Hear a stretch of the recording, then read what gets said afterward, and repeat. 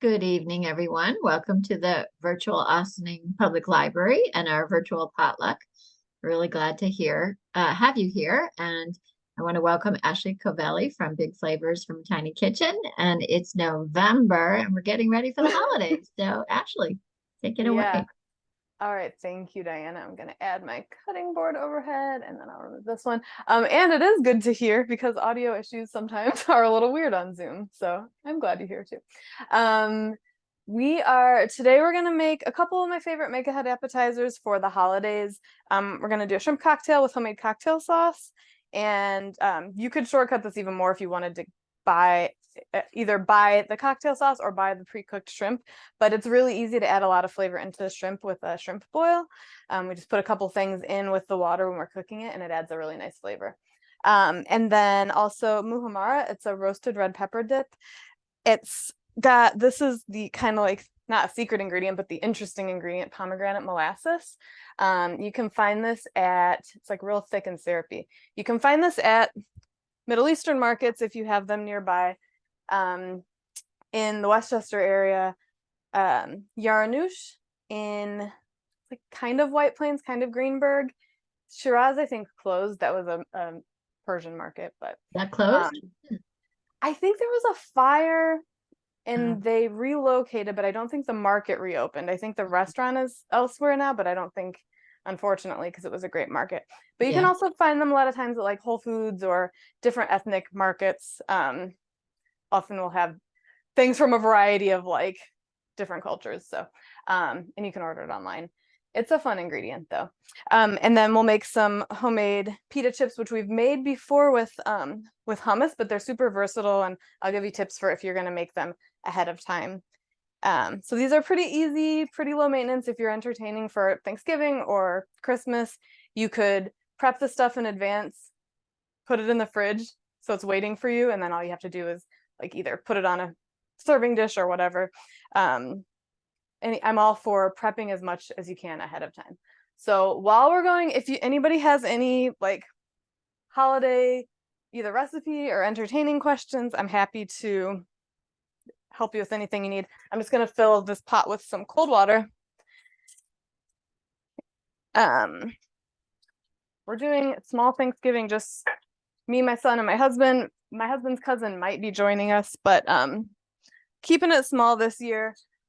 It's been crazy year, so I feel like a little chill time will be nice. And my son's birthday is next week also, so we're gonna have like a lot of gatherings and everything. So luckily we really like Thanksgiving leftovers. Does Are you anybody still doing a turkey? Yeah, that I plan to. I need, as much as a first world problem as this is, I need to make room in my fridge. I have a bunch. I did a HelloFresh box last week, so I had all these leftovers, and I need to make some room for a turkey. And I have some local stores have done like promos, or if you spend a certain amount of money, you get a free turkey. And I spent enough at BJ's Wholesale Club, but I'm gonna wait to add the digital coupon, and then hopefully they don't only have ones that are gigantic. Yeah, Did you get we one? got ours. We got ours. We made it the amount at ShopRite. Yeah. We don't ShopRite, have the yeah. turkey yet, but we're gonna, yeah. Yeah, I'm like hoping that and I'm wondering, are they usually frozen or thawed when you buy them like that? I don't Oh, I know. think they're frozen. Yeah. Yeah. Yeah. It's So a free $400 turkey. yeah, right. Exactly. Well, if you're shopping there anyway, like, but if you're like spending the extra money just to get it, yeah. Yeah, we're not. Yeah, we're there normally, so yeah. That's funny.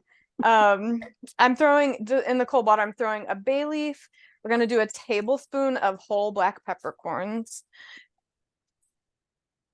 And this is just, I'm putting them in before the water boils so that it'll flavor I'm gonna throw some peppercorns too, so that it'll flavor the water, and then that will flavor the shrimp, because the shrimp only need a couple minutes to cook. Overcooked shrimp are rubbery and not fun. So I'm gonna quarter a lemon, whole thing with the seeds and the peel and everything.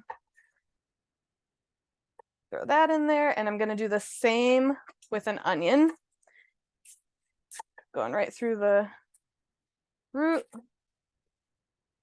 It's kind of crazy the amount of flavor you can get from doing something like this. And then I'm gonna smash up 2 cloves of garlic. I'm gonna leave the paper on and everything and just throw that in there too. But I'm gonna smash them so that they'll like some of the flavor will start coming out. So I'll put this over high heat until it comes up to a boil, and then we'll add the shrimp. And I usually get frozen shrimp, still frozen, because the grocery stores often they get them frozen and they thaw them at the seafood counter. So really you're technically usually getting fresher shrimp if you buy them still frozen, unless you're going to like a fancy fish market. But stuff like shrimp, I find that's usually the case.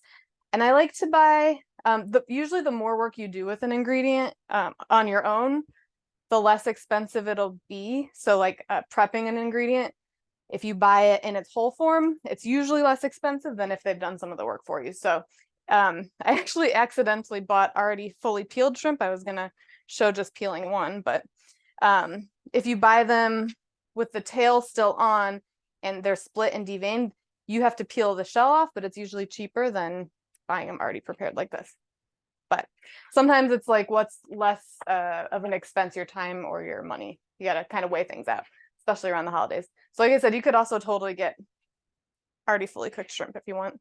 And the size doesn't really matter. I got large shrimp for this. If you wanted to be real fancy, you could get the jumbo shrimp, or there's one called colossal that's like even bigger.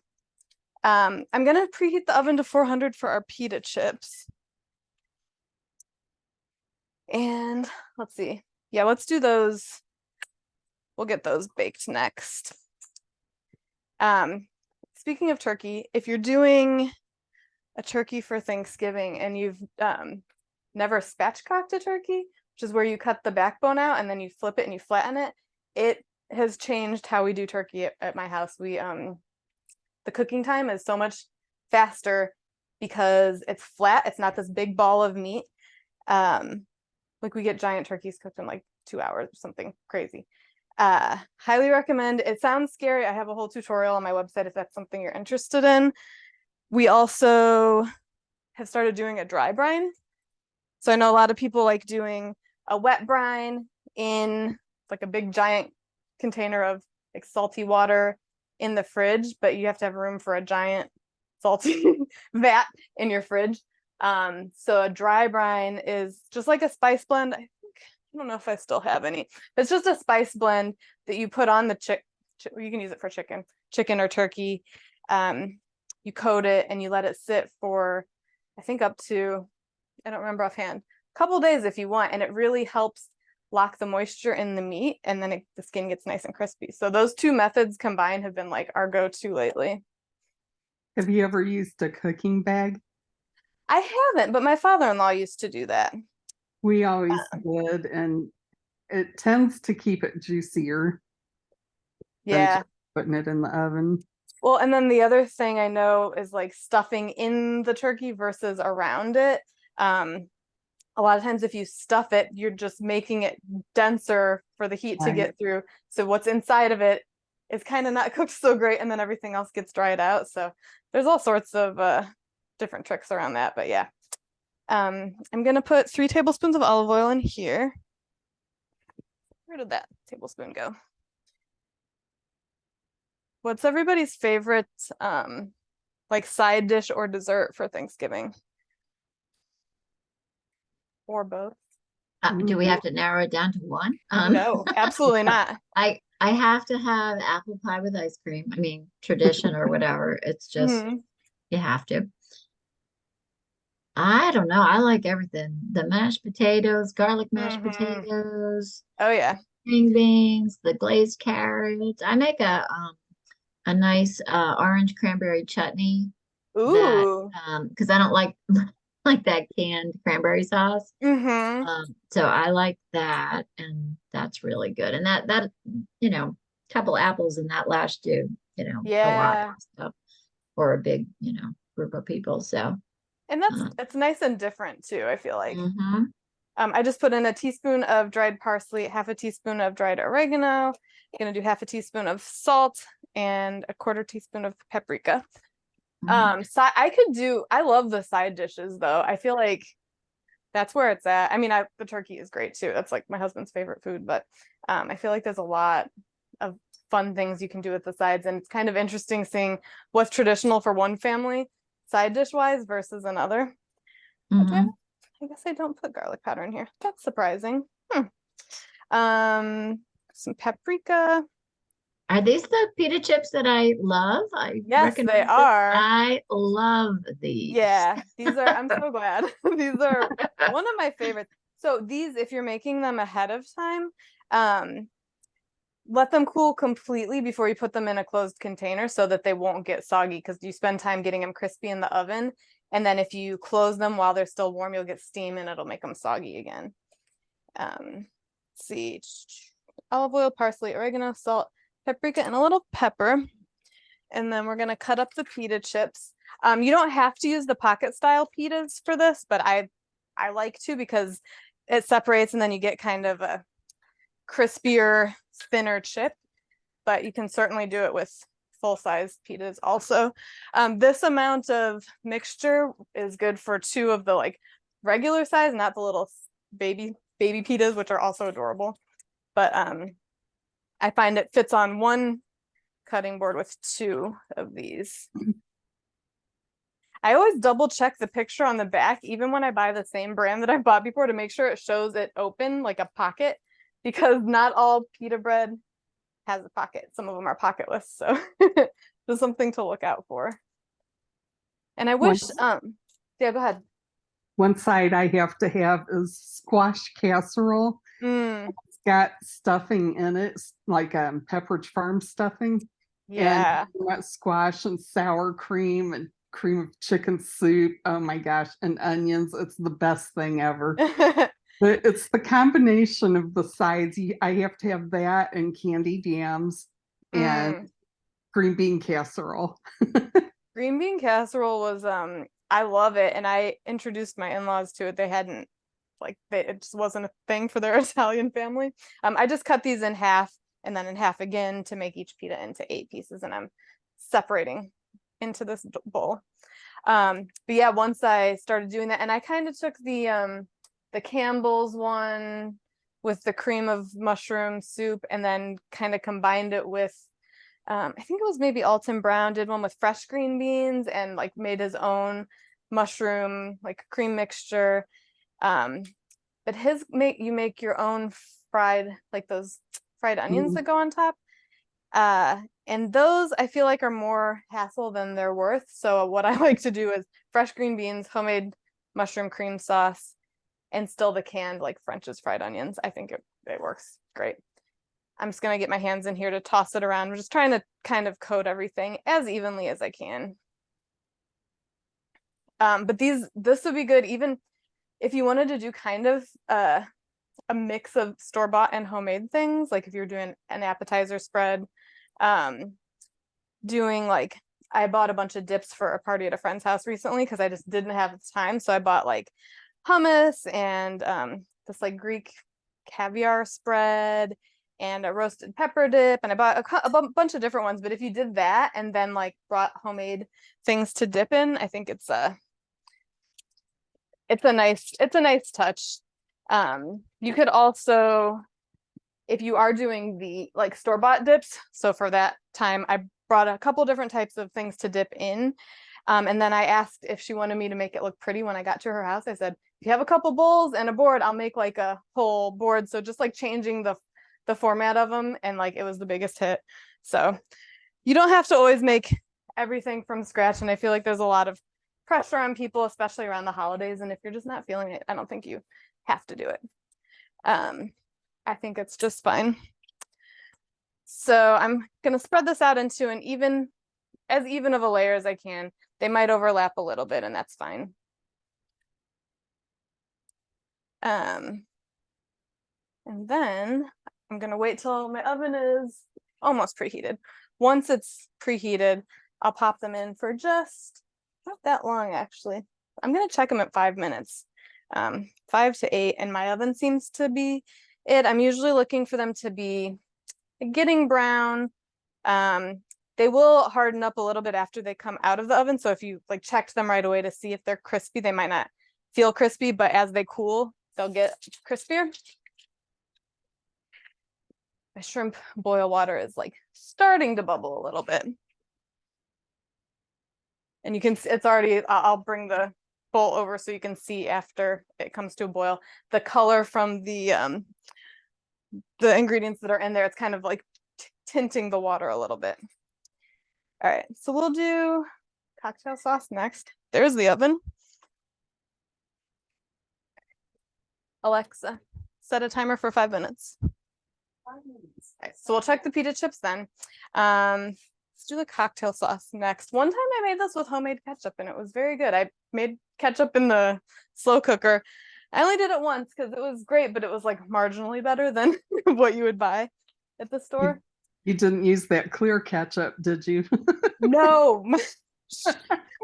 That is the weirdest thing. Have you seen this on the internet?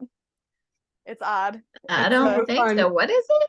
It was on Instagram. It was a bottle of, I think it was Heinz ketchup, but it was clear. They didn't put any coloring in it. How it weird was is so that? nasty looking. It kind of reminded me of like the crystal clear Pepsi era. Ew.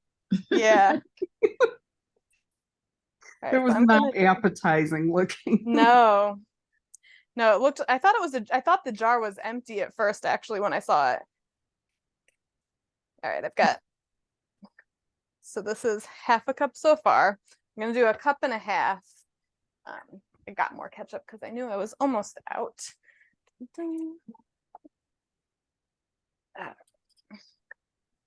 Actually don't know. I think I might need a bigger bowl. That's why I brought this bowl out. Sometimes you can mix things in the same container that you serve them in. It's kind of nice. I thought I would have enough room, but I don't think there will be.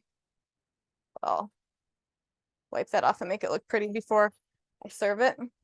This actually, the post about this on my website, I was doing a Beetlejuice inspired thing. So if you've seen that movie from the late 80s, early 90s, there's a dinner party scene and there's these the shrimp cocktail, they're really big and they're sticking out like this and they turn into hands and they grab everybody's face. So I put them around this kind of like a martini glass thing, and displayed them like that. It was fun. I did that and I did some black and white striped ravioli, which were incredibly time intensive to make, and they completely failed the first time. The second time they worked out really well, but yeah. I have a ravioli attachment for my KitchenAid. It's fun to play with. I need to do it again. The first time I made ravioli, I did a striped pasta, which was probably crazy to do, but it was fun once it worked out. All right, so this is 1 1/4 cups of ketchup for the cocktail sauce. Oh, I'm going to put this on the side because I'll show you the shrimp water. There's no shrimp in it yet.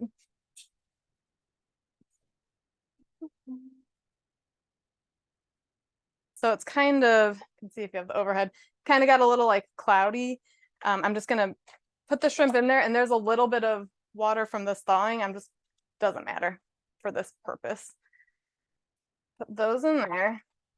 And then they'll only need to boil for a couple minutes, maybe like 3 minutes. You want them to be pink and firm. Alexa, set a shrimp timer for 3 minutes. They don't take very long to cook. Just keep an eye on them. If you take them out, they should feel like, what's a good way to describe it without it sounding unappetizing?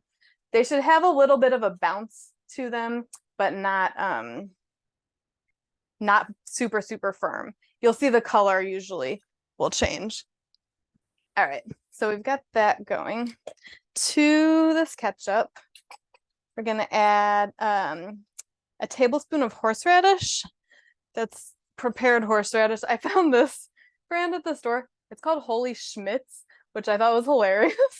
Homemade horseradish. So this is just horseradish vinegar and sugar. It's usually in the refrigerated section of the store. Oh wait, I need a a tablespoon.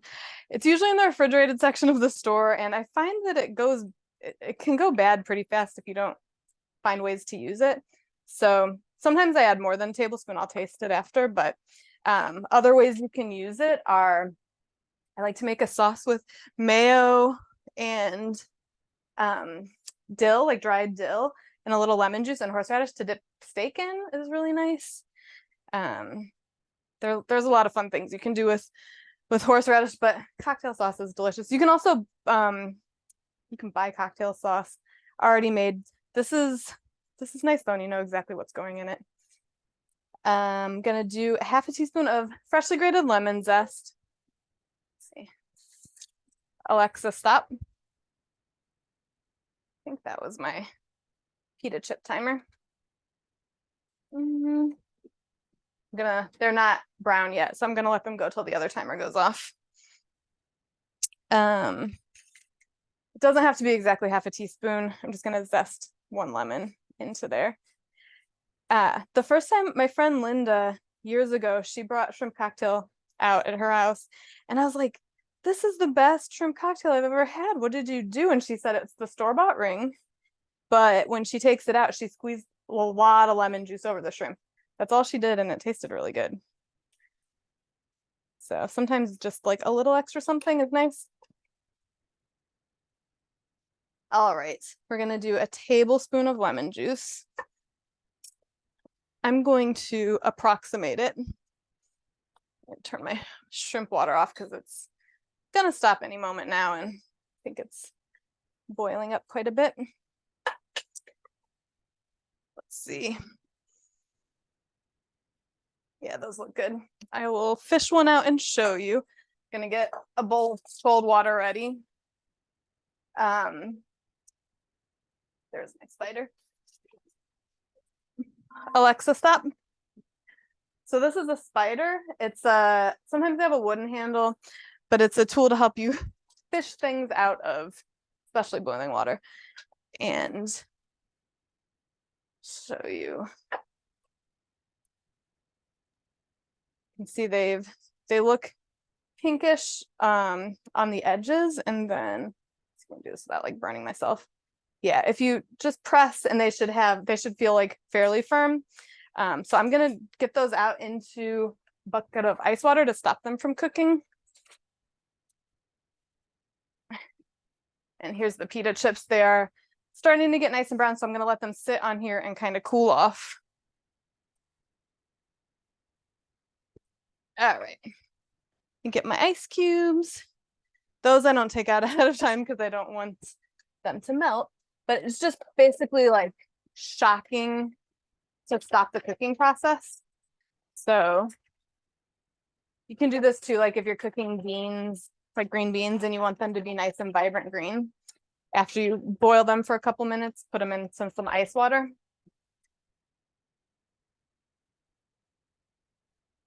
So it's okay if you get some of the like onion and stuff too. You can pick it out later.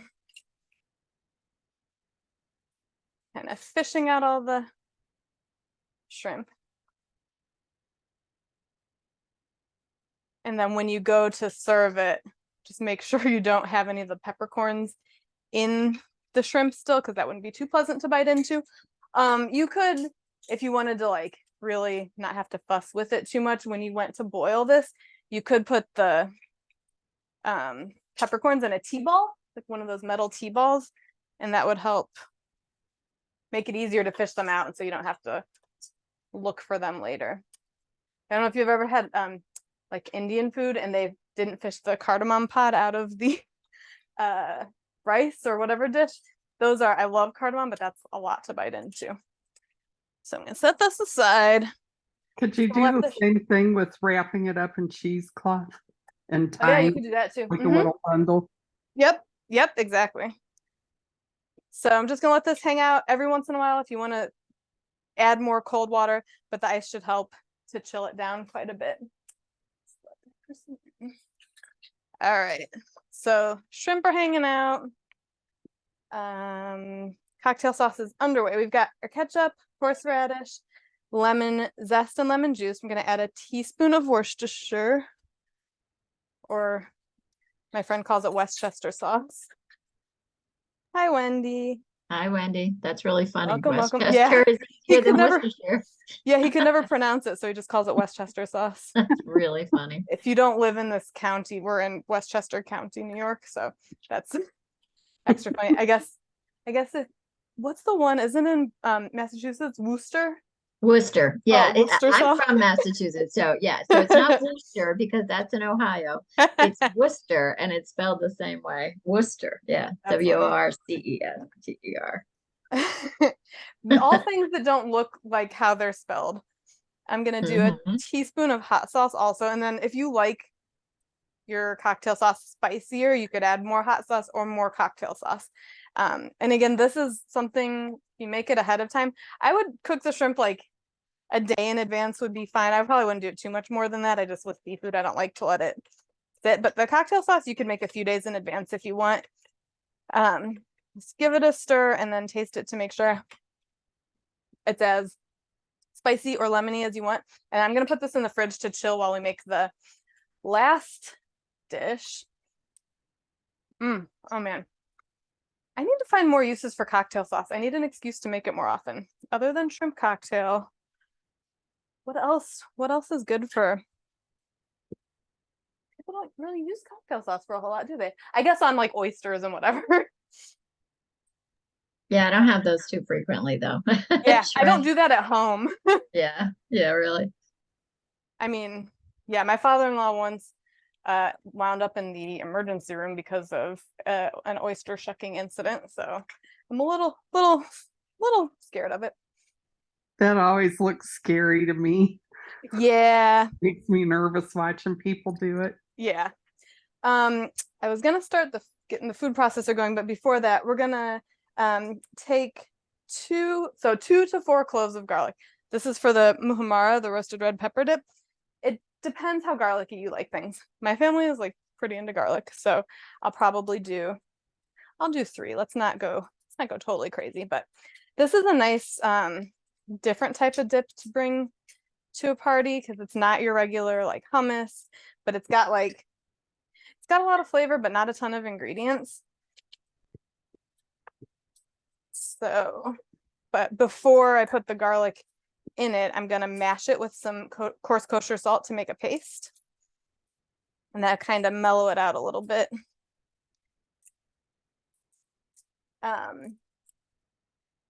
So Thanksgiving, we were talking about different side dishes and desserts. Diana, you said do you make or you just enjoy apple pie? It depends on how I'm feeling each year. Got it. Yep. This year I've already ordered one, so Very nice. took the easy route. Yeah. Yeah. Yeah. I make a Dutch apple pie that my aunts always made. I don't remember if my grandma did too, but that one, it's like I'll often use a store-bought pie crust just because it's faster. If I have like leisure time, I'll make my own crust, or if I'm prepared, I will have had a homemade crust in the freezer. But this one is like it just has like a mixture that goes on top, so you're not fussing with like a top pie crust, but it's so good, especially with vanilla ice cream. Oh yeah, that sounds good. Like a crumb, Yeah. like a crumble. It's like a crumb top, that. yeah. But it's not like a coffee cake crumb. Like it's not that type. It's very easy. It always surprises me how easy it is to make. That sounds good. Yeah, I'm gonna get a half a teaspoon of kosher salt to mash in with this. Usually if I'm trying to make a paste with garlic, I'll give it just like a quick rough chop first, just to kind of get it started. And then the abrasiveness of this salt, when you start to smash it, it really helps. I guess I should cut it a little more first. It really helps to like break it down into a paste. Go on here.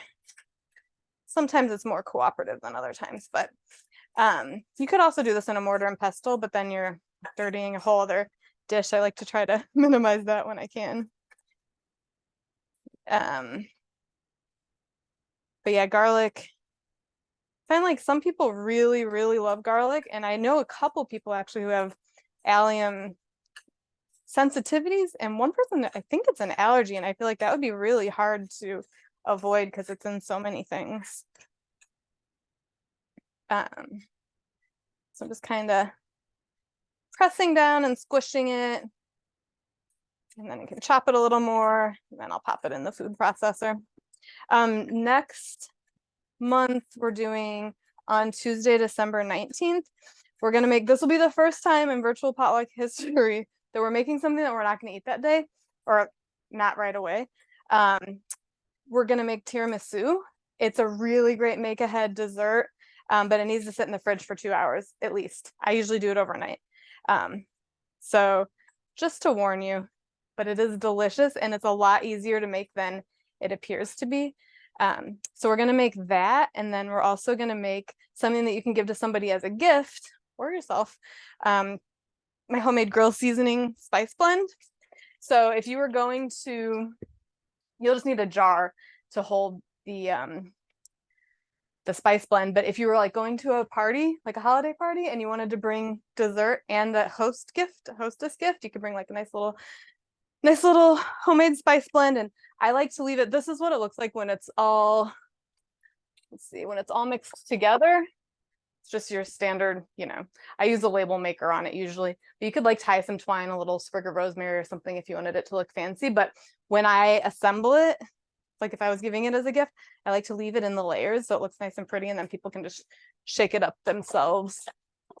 And it's a great, if you're into repurposing things, if you have empty spice jars, like I use these a lot of times, I'll save them and then I'll fill them with blends. So you're kind of just pop a label over it if you want. It's just a nice way to reuse things. Clean it, obviously, and dry it. I'm just going to dump out this water and re-add cold water again. My ice cubes melted, so it's cool in here, but really want those to get nice and cool. If I was doing this in advance of a party, I would, after it's sat with had the ice water, I'd put a lid on it and put it in the fridge. Even in the ice water is totally fine. It's okay if it soaks a little longer. All right, so we've got some garlic smashed with salt in there. We're gonna add 2/3 of a cup of breadcrumbs. This is the day that all of my jars and containers of ingredients were like almost gone, so I have some left in this one. And I bought a backup because I think I'll need more. This particular dish, I really like doing for like Super Bowl parties also. So I feel like something about dips and Super Bowl parties is always fun. And I used to toast the walnuts before making this. And then one time I didn't have time and I didn't notice much of a difference. So I'm like, you know what? I'm not gonna bother. So feel free to toast your walnuts if you'd like. Usually toasting the nuts will bring out a lot more flavor. I felt like the difference was minimal in this particular dish. So that's why I don't bother anymore. I actually wonder if toasting the breadcrumbs would make a difference in it though. That could be fun. All right, so we want 7 ounces of roasted red peppers drained. So this is a 10 ounce. I don't think it would hurt terribly to use the whole thing, but I'll just use most of it. Doesn't have to be super exact. Ooh, actually, if you had roasted garlic, that would be really good in here too, I bet. Have to plan that ahead, but that would be good.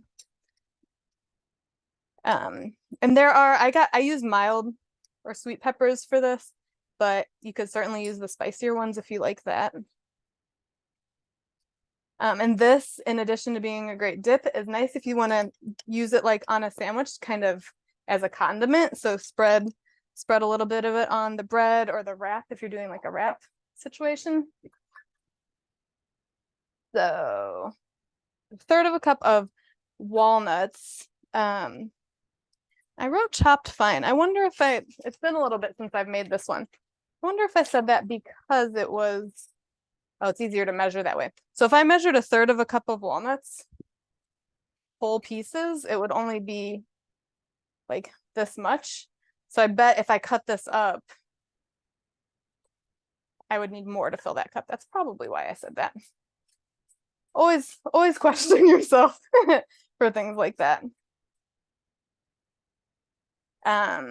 Certain ingredients, measuring them before versus after they're cut makes a difference. This may also be from the days when I toasted the walnuts. That could be why. But this will be actually, yeah, I'm gonna cut a little bit more. This is pretty forgiving. I feel like if you want to use a whole can of roasted peppers, or maybe your jar of roasted peppers is only 5 ounces, I don't think it would be the biggest deal. And you can have fun with garnishes too. If you want to keep it vegan, vegan friendly, you could leave off. I like putting feta on top, but leave that off or use a vegan feta. I have some pomegranate seeds in the fridge. I might sprinkle some of those on top. You could put some fresh herbs on top. All right, walnuts, garlic, a tablespoon of lemon juice or to taste. So I'll start with about a tablespoon and then we'll taste it after and see if it needs more. My son and actually a bunch of his friends all really enjoy like sucking on lemons, like eating them. And I thought that was kind of funny. But I think I did that as a kid too. So maybe there's something about liking sour when you're a kid. I still do like lemons, but I don't eat them anymore. Okay, 2 teaspoons of pomegranate molasses. This is what I was showing you before. It's very sticky and syrupy.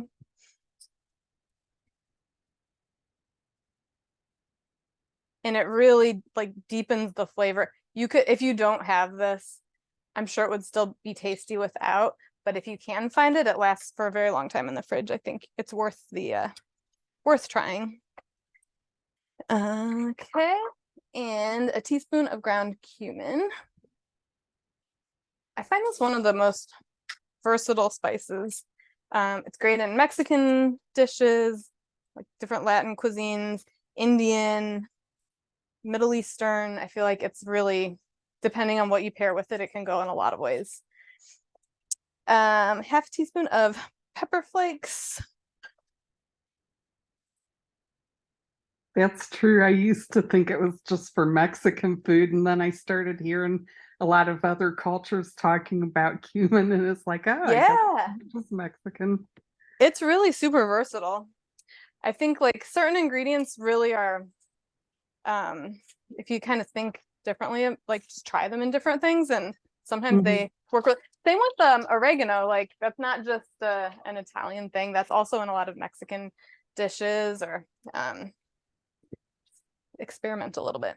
All right, I'm going to do just this stuff and puree it first. Then I'm going to drizzle in some extra virgin olive oil. Usually like up to 3/4 of a cup, depending on the thickness that you like. If you want to do less oil for health reasons or just because you like it a little coarser, you could do that. But I'm going to do it kind of by eye, by seeing when it looks like it's a good texture. So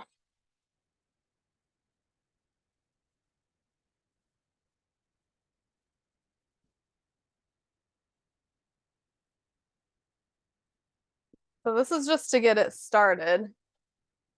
It smells good just like that too. Let's see if I can actually, I'm gonna have to move this to be able to drizzle. Make sure you take this bit out. I only once ever, but once is only all you need. I accidentally left this in and I started drizzling to like incorporate oil, and I was like, oh my gosh, it just collected in here. This is the feed chute. If you're doing something with, there's like a disc that comes with most food processors that you can slice or grate things. Super handy. Like if you want to shred lettuce or slice something thinly, you put it in here, and while it's running, you push down with this as it's going. It's I feel like it's an underused kitchen tool, but I try to use mine pretty often. Grating your own cheese in this with that blade on, super fast. So I'm just gonna drizzle this in as it purees, and then if I need to scrape down the edges, I will.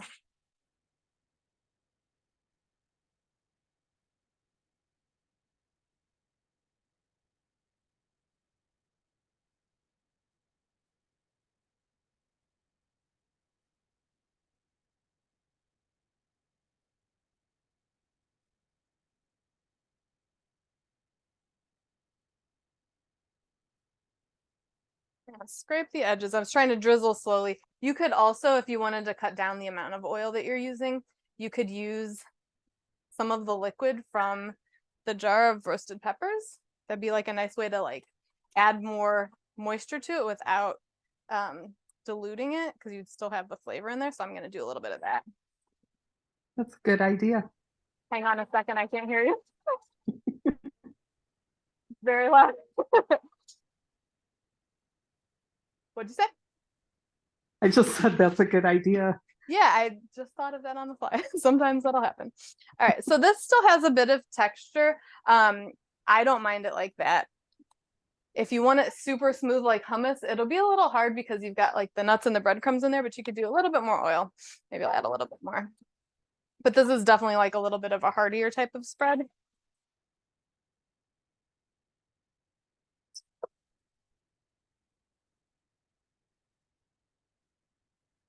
All right, gonna take this out.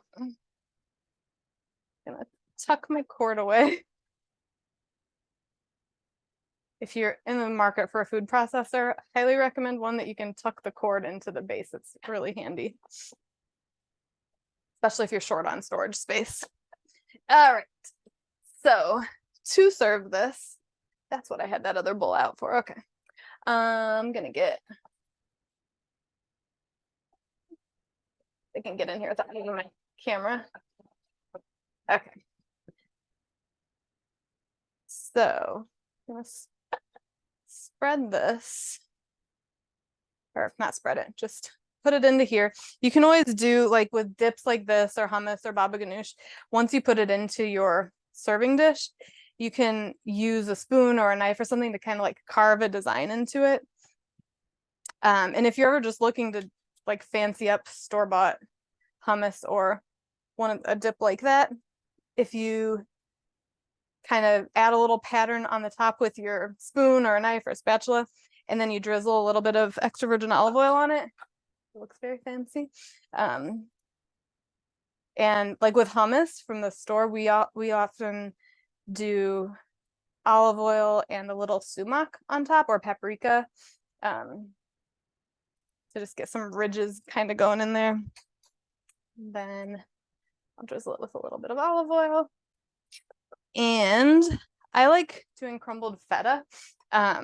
This is one of my favorite things to keep on hand if you like feta cheese. If you get the chunk and brine, it lasts for a really long time.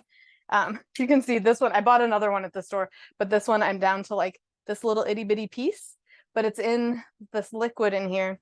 So it's it stays fresh longer. If you buy the already crumbled kind, it tends to dry out, or goes bad a little faster. So this is great. I like to, sometimes I'll take leftovers and do like a grain bowl or something, and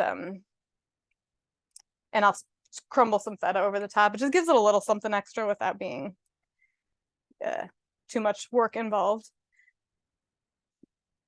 So I like to top with a little of that. If you had like some parsley, that'd be great. I have some, let me see if this pomegranate is still looking good in my fridge. Would tie in the pomegranate molasses. You can also, you don't have to dip just pita in it. It's great with veggies. Cucumber is nice. Let's see. Yes. I have a on my website, I have a honey nut squash recipe. So they're roasted honey nut squash, which is like little baby butternut squash. And then I top it with burrata cheese broken over the top, like while it's still warm, some pomegranate, and the pitas, little pumpkin seeds, and it's so pretty, and like the pop of color is just really nice. So get this feta crumbs off of here. All right, we've got that dip there. Gonna get my shrimp onto here. Just gotta get a slotted spoon. Does anybody have any questions? I'll get the cocktail sauce out. Well, actually, I should do that now so I can get it on the platter first.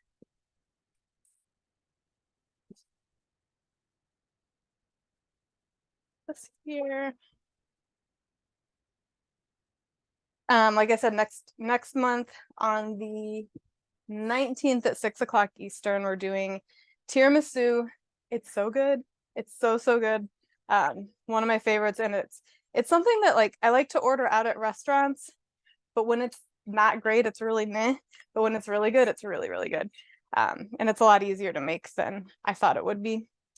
See, this bowl was the right size for the dip. Just gonna clean up the edge here. Okay, measured that. Okay. And if you have one of those dishes that can hold like ice underneath it, or you want to throw some crushed ice on the bottom to keep your shrimp cold, you could do that too. But I'm just gonna kind of put them here. And if you have the bigger shrimp and you want to arrange them around the rim of a glass, even these, if you had like shot glasses or something, you could stick them around the rim. But so this is all I do for the shrimp cocktail, and then I'll squeeze a little lemon over it, like my friend did to her store-bought shrimp cocktail before serving. Just it really, I don't know, it makes the flavor of the shrimp a lot nicer. So I'll do this. This isn't all the shrimp, but you don't need to watch me fish them all out of there. And I'll often throw a couple extra lemon wedges on the side for people who really like lemon, like I do. And then pita chips. You can hear them; they're nice and crispy now. These are just my favorite. And like I said, these, if you're going to make them ahead of time, be sure to let them fully cool off. You could take them off of the cookie sheet and put them into whatever container you're going to store them in. Let them cool fully before you cover them so that they don't get soggy again, because you spent time getting them crispy. And if you've never made a fattoush salad, these are really great in that. And I have a recipe for that on my site too. The fattoush salad can be made in advance, but then these add in just before you eat them so that they don't get soggy. So that is it. That's 2 appetizers and a dipper that are great for holidays. I'll show it over this way for the replay folks. That looks great. Thank you. Yeah, it's a fun one, They and both it's like do, yeah. different, and it's not a ton of work. So I'm all for like taking it a little easy and then enjoying snacking on things during the holidays. That's great. Yeah. So we hope to see you on the 19th. 19th. Or I called it coffee and spice because tiramisu and grill seasoning. And if you're going to cook along for that, thank you, Wendy. If you're going to cook along during that, brew your coffee ahead of time. Get some strong brewed coffee. You can get the ingredients and all that from the registration page. And you can use espresso or strong coffee. You can even use decaf if you want. Nobody's judging. I will take your caffeine for you. And that's the only thing. Yeah. And if you have a problem finding lady fingers, you can order them online, but check if you have a specialty store that has Italian ingredients, or a lot of delis here in New York. A lot of delis will actually have a bunch of like dried goods, canned goods, and they do have, a lot of times they'll have lady fingers. So yeah, it's a really good dessert.